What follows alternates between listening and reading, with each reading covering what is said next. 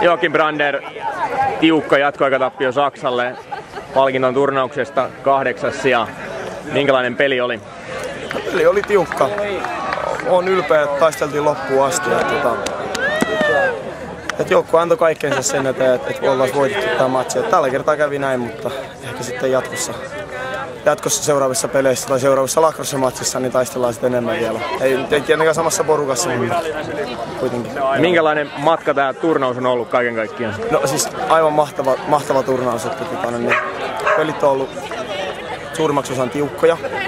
Niin on päässyt pelaamaan todella hyvää lacrossea ja kaikki joukkueet on pelannut täysillä. Ja joukko on antanut täyden panoksensa siihen. Täällä on ollut useimmissa kotijoukkueen peleissä kova kannatus, kuten tänäänkin. Miltä se tuntuu pelata tuommoisen hurraavan kotiyleisön edessä? En ole itse pelannut kauheasti kotiyleisön edessä, tai suuren kotiyleisön edessä. Että oli mahtavaa nähdä, että suomalaiset lacrosse-fanit tulee tänne kannustamaan omaa joukkuettaan. Se on jotain semmoista, mitä harvoin saa. Ja mä oon todella ylpeä faneista ja niistä, jotka on todella saapunut paikalle katsomaan hyvää lacrossea ja kannustamaan kotijoukkueen voittoa.